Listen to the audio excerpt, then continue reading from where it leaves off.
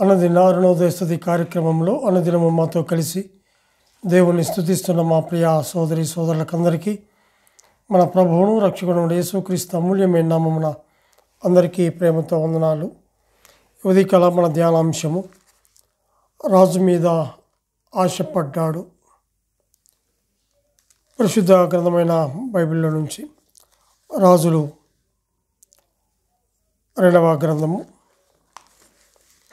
రాజులు 2వ గ్రంథము 16వ అధ్యాయము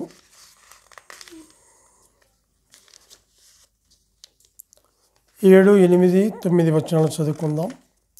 రాజులు 2వ గ్రంథము 16వ అధ్యాయము 7, 8, 9 వచనాలు చదువుకుందాం. ఇట్లుండగా అహాజు యెహోవా మందిర సంబంధమైనట్టు రాజనగరు సంబంధమైనట్టు సామగ్రులలో కనబడిన వెండి బంగారములను తీసుకొని అహాజు రాజునకు కానుకగా పంపి, నేను నీ దాసుడను నీ కుమారుడనై ఉన్నాను గనుక నీవు వచ్చి నా మీదికి లేచిన సిరియా రాజు చేతిలో నుండి ఇశ్రాయేలు రాజు చేతిలో నుండి నన్ను రక్షింపవలనని అషూరు రాజైన తిగ్లత్-పిలేసెరు నొద్దకు దూతలను నంపగా అహాజు రాజు అతని మాట అంగీకరించి దమస్కు పట్టణము మీదికి వచ్చి దాన్ని పట్టుకొని రెజీనును హతము చేసి ఆ జనులను కీరు పట్టణమునకు చెర తీసుకొని పోయాను అని చెప్పేసి చూస్తుంటున్నాం. ప్రతిదినము కూడా అనుదిన అరుణోదయ స్తుతి కార్యక్రమంలో ఇలాగ దేవుని సన్నిధిలో కూర్చొని ఆయన మాటలు వినే కృపను దేవాతి దేవుడు మనకు అనుగ్రహించాడు. ఈ ఉదయకాల వేళలో కూడా మహాగణుడు మహోన్నతుడైనటువంటి ఆ దేవదేవుణ్ణి స్తుతించే భాగ్యాన్ని దేవాతి దేవుడు మనకు అనుగ్రహించాడు. కాబట్టి ఎంతగానో మనము ఆయన స్తుతించవలసిన వారముగా మనం ఉంటున్నాం. ఇక్కడ గమనించినట్లయితే రాజు మీద ఆశపడ్డాడు. అహాజు యూదారాజైన యోతాము కుమారుడు. ఇతడు తన పితరుల వలె దేవుని దృష్టికి యథార్థముగా ప్రవర్తించలేదు. వారి యొక్క పితరులు యథార్థముగా నడుచుకున్నారు. అయితే దేవుని దృష్టికి యథార్థంగా ప్రవర్తించలేదు. దేవుడు కోరేది యథార్థమైన హృదయము, యథార్థత కలిగి జీవించాలని కోరుతూ ఉంటున్నాడు. అతని కాలంలో ఇశ్రాయేలు రాజైన పెహాహు మరియు సిరియా రాజైన రెజీనును అతనితో యుద్ధం చేయుటకు వచ్చారు. అహాజు దేవుణ్ణి అనుసరించకపోయినప్పటికీ దేవుడు అతని పట్ల కృప చూపి వాగ్దానం ఇచ్చాడు. అప్పటికీ అతనిలో ఎటువంటి మార్పు రాలేదు. దేవుడు ఎంతో కృప చూపించాడు అతని పట్ల. అంతేకాదు వాగ్దానం కూడా ఇచ్చాడు. అయినప్పటికీ అతనిలో ఎటువంటి మార్పు కనపడకుండా ఉన్నట్లుగా చూస్తుంటున్నాం. అహాజు అషూరు రాజు మీద ఆశపడ్డాడు. ఇశ్రాయేలు రాజు మరియు సిరియా రాజు యుద్ధమునకు వచ్చినప్పుడు వారికి భయపడకము అని దేవుడు యెషయా ప్రవక్త ద్వారా హెచ్చరించినప్పటికీ అహాజు దేవుని యందు విశ్వాసముంచక అషూరు రాజు మీద ఆశపడ్డాడు. మందిరములో ఉన్న వెండి బంగారములను తీసి అషూరు రాజుకు పంపి, నేను నీ కుమారుడను సిరియా రాజు చేతిలో నుండి, అషూరు రాజు చేతిలో నుండి నన్ను రక్షించు అని వర్తమానం పంపాడు. అయితే అతడు సరైన విధముగా సహాయం చేయలేదు. గమనించినట్లయితే దినవృత్తాంతములు 2వ గ్రంథము 28వ అధ్యాయము 21వ వచనం గమనించినట్లయితే దినవృత్తాంతములు 2వ గ్రంథము 28వ అధ్యాయము 21వ వచనం. అషూరు రాజైన తిగ్లత్-పిలేసెరు అతని ఎదుగు వచ్చి అతని బాధపరచనే గాని అతని బలపరచలేదు. అహాజు భాగము ఏర్పరిచి యెహోవా మందిరము నుండి ఒక భాగమును, రాజనగరులో నుండి ఒక భాగమును, అధిపతుల యొద్ద నుండి ఒక భాగమును తీసి అషూరు రాజునకు ఇచ్చాను. కానీ అతడు అతనికి సహాయము చేయలేదు అని చెప్పేసి చూస్తుంటున్నాం. అతని ఎద్దకు వచ్చాడు, అతన్ని బాధపరచనే కానీ అతన్ని బలపరచలేదు. అంతేకాదు కానీ అతనికి సహాయం కూడా చేయలేదు. అషూరు రాజు చేతిలో నుండి నన్ను రక్షించు అని వర్తమానం పంపాడు. అయితే అతడు సరైన విధముగా సహాయం చేయలేదు. నేను నీ కుమారుడను, నాకు సహాయము చేయుము అనే మాట దేవుని దగ్గర చెప్పి ఉంటే ఎంతో బాగుండు. ఒక రాజు దగ్గర ఆయన చెప్పుకున్నట్లుగా, ఆయన బాధను వెళ్ళబుచ్చుకున్నట్లుగా ఉన్నాడు. కానీ అతను బలపరచలేదు. అంతేకాదు కానీ అతనికి సహాయం కూడా చేయలేదు. అంతేకాదు కానీ రాజులు 2వ గ్రంథము 16వ అధ్యాయము 10వ వచనము గమనించినట్లయితే, రాజైన అహాజు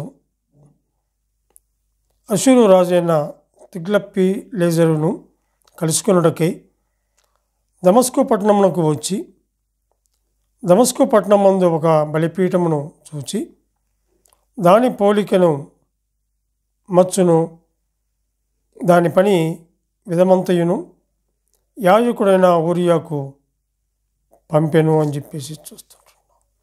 అలాగే 20వ వచనము కూడా గమనించినట్లయితే, అహాజు తన పితరులతో కూడా నిద్రించి దావీదు పురమందు తన పితరుల సమాధిలో పాతి పెట్టబడెను.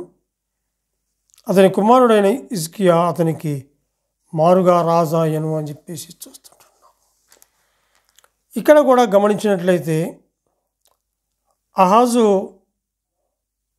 ఆరాధనను మార్చివేశాడు.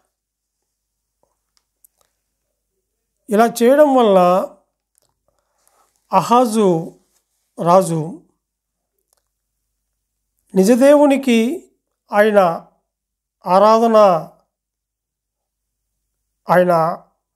ఆరాధనకు మరింత దూరమైపోయాడు. దేవుని సూచన మేరకు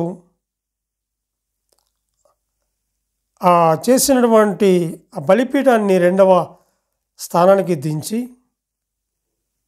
పరాయి దేశంలో విగ్రహ పూజ కోసము తయారు చేసి నా బలిపీఠాన్ని ప్రథమ స్థానం ఇవ్వవలసి వచ్చినట్లుగా అక్కడ చూస్తుంటున్నాం.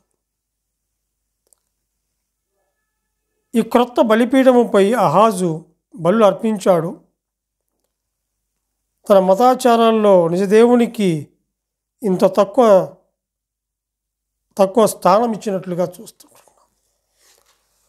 ఆయనను మరిచి ఆయన సొంతంగా చేసుకున్నటువంటి ఆ బలిపీఠముపై అహాజు బలు అర్పిస్తూ ఉన్నాడు. నిర్గమకాండంలో 27వ అధ్యాయంలో మా మాట చూస్తాం. నిర్గమకాండము 27వ అధ్యాయము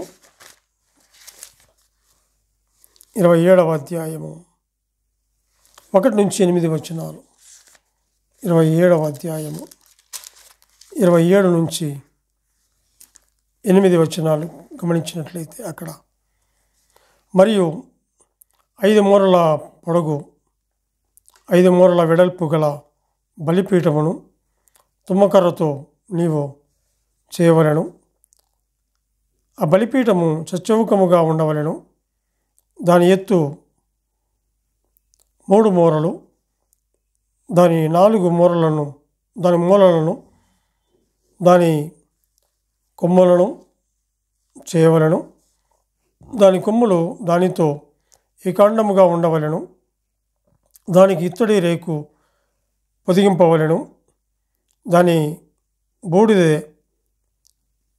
ఎత్తుటకు కొండలను, గరిటెలను, గిన్నెలను, ముళ్ళను, అగ్నిపాత్రలను చేయవలెను. ఈ ఉపకరణములన్నీ ఇత్తడితో చేయవలెను. మరియు వల వంటి ఇత్తడి జల్లెడ దానికి చేయవలెను. ఆ వల మీద దాని 4 మూలలను 4 ఇత్తడి ఉంగరములను చేసి ఆ వల బలిపీఠము నడిమి వరకు చేరునట్లు దిగువను, బలిపీఠము గట్టు క్రింద దాన్ని నుంచవలెను. మరియు బలిపీఠము కొరకు మోతకర్రలను చేయవలెను. ఆ మోతకర్రలను తుమ్మకర్రతో చేసి వాటికి ఇత్తడి రేకు పొదిగింపవలెను. మోతకర్రలను ఆ ఉంగరములలో చొనపవలెను. బలిపీఠమును మోయుటకు ఆ మోతకర్రలు దాని 2 ప్రక్కల నుండవలెను. పలకలతో గుల్లగా దాన్ని చేయవలెను. కొండ మీద నీకు చూపబడిన పోలికగానే వారు దాన్ని చేయవలెను అని చెప్పేసి మనం ఇక్కడ చూస్తుంటున్నాం. అహాజు రాజు నిజదేవునికి ఆయన ఆరాధనకు మరింత దూరమైనట్లుగా చూస్తుంటున్నాం. చేసిన బలిపీఠాన్ని 2వ స్థానానికి దించి అదే పరాయి దేశములో విగ్రహారాధన కోసము తయారు చేసిన బలిపీఠానికి ప్రథమ స్థానము ఇవ్వవలసి వచ్చినట్లుగా అక్కడ మనం చూస్తుంటున్నాం. అహాజు దమస్కు పట్టణానికి వెళ్ళి అక్కడ ఒక బలిపీఠాన్ని చూచి అలాంటి బలిపీఠమును చేయమని ఆజ్ఞాపించగా యాజకుడైన ఊరియా రాజు మాట ప్రకారము చేశాడు. సిరియా రాజుల దేవతలు వారికి సహాయము చేయుచున్నవి గనుక వాటి సహాయము నాకు కలుగునట్లు నేను వాటికి బలులు అర్పించదును అనుకొని అలాంటి బలిపీఠమును చేయించినట్లుగా చూస్తుంటున్నాం. అంతేకాదు కానీ అక్కడే గమనించినట్లయితే ఆ రాజులు 2వ గ్రంథంలో 16వ అధ్యాయంలో 17-18 వచనాల్లో మనం గమనించినట్లయితే 17-18 వచనాలు. మరియు రాజైన అహాజు స్తంభముల అంచులను తీసివేసి వాటి మీద ఉన్న తొట్టిని తొలగించెను. ఇత్తడి ఎడ్ల మీద నున్న సముద్రమును దింపి దాని రాతి మీద దాన్ని ఉంచెను. మరియు అతడు అషూరు రాజును బట్టి విశ్రాంతి దినపు ఆచరణకై మందిరములో కట్టబడిన మంటపమును, రాజు ఆవరణము గుండా పోవు ద్వారమును యెహోవా మందిరము నుండి తీసివేసెను అని చెప్పేసి చూస్తుంటున్నాం. ఇక్కడ గమనించినట్లయితే అతడు మందిరములోనున్న ఆ తొట్టిని, మంటపమును తొలగించినట్లుగా చూస్తూ ఉంటున్నాం. పూర్తిగా దేవుని ఆరాధించడం మానివేశాడు. ఈరోజు చాలామంది అహాజు వలె ప్రవర్తిస్తూ ఉన్నారు. అంతేకాదు ఆపత్కాలమందు దేవుని మీద ఆధారపడక మనుషులను ఆశ్రయిస్తూ ఉన్నారు. మరియు లోకములో ఉన్న ఆరాధన పద్ధతులు చూచి అవి బాగున్నాయి అనుకొని వాటిని మందిరంలోకి తీసుకొని వస్తున్నారు. ఇలాంటి క్రియలు దేవునికి కోపం పుట్టిస్తాయని, కాబట్టి కోపం పుట్టిస్తాయి కానీ అయితే ఆయనకు అనుకూలంగా ఆయన ఏదైతే చెప్పాడో ఆయన ఆజ్ఞ ప్రకారము ఆయన చెప్పినటువంటి పని చేస్తే ఆయనకు కోపము రాదు. ఆయన చెప్పినటువంటి పని చేయాలి, ఆయన మాట వినాలి, ఆయన ఆజ్ఞ ప్రకారము అది చేయాలి. అయితే ఇక్కడ గమనిస్తే అహాజు వలె ప్రవర్తింపక దేవుని మీద ఆధారపడి ఉండింటే బాగుండు, కానీ ఆయన ఆధారపడలేదు. ఒక రాజు మీద ఆయన ఆధారపడినట్లుగా మనం చూస్తుంటున్నాం. ఈ ఉదయకాల వేళలో అనుదిన అరుణోదయ కార్యక్రమంలో ఇలాగూ చేరి ఆయన స్తుతించి కనపరిచే భాగ్యాన్ని దేవాతి దేవుడు మనకు అనుగ్రహించాడు. కాబట్టి మనము ఎవరి మీద ఆధారపడాలా? మనుషుల మీద ఆధారపడకూడదు, మనుషుల వైపుకు చూడకూడదు. దేవుడు ఈ వైపుకు చూస్తూ ఆయనే నిజమైన దేవుడు, ఆయనే రక్షకుడు, ఆయనే విమోచకుడు, ఆయనే నీ కొరకు నా కొరకు ప్రాణము పెట్టి తిరిగి లేచినటువంటి గొప్ప దేవుడు. కాబట్టి అటువంటి ఆయన మీద మనం ఆశ పెట్టుకొని ఆయన మీద ఆధారపడి ఆయనను మనం ఎంతగానో స్తుతించవలసిన వారముగా ఉంటున్నాం. దేవుడు తన వాక్యాన్ని దీవించునుగాక. ప్రార్థన చేసుకుందాం. మమ్మల్ని ఎంతో మికిలిగా ప్రేమించిన మా ప్రియ పరలోకపు తండ్రి, మీ ఘనమైన శ్రేష్టమైన ఉన్నతమైన నామమునకు స్తుతులు స్తోత్రములు చెల్లించుకుంటున్నాం. దేవా, నీవెంతైనా నమ్మదగిన దేవుడు. ఈ ఉదయకాల వేళలో తండ్రి ప్రభువా, అనుదిన అరుణోదయ కార్యక్రమంలో చేరి నీ ఘనమైన శ్రేష్టమైన నామమును స్తుతించే భాగ్యాన్ని మీరు మాకు అనుగ్రహించినందుకే ఈ స్తోత్రములు చెల్లించుకుంటూ మా రక్షకుడైన యేసుక్రీస్తు అమూల్యమైన నామమున స్తుతులు స్తోత్రములు చెల్లించి ప్రార్థన చేయుచున్నాము తండ్రి. ఆమెన్.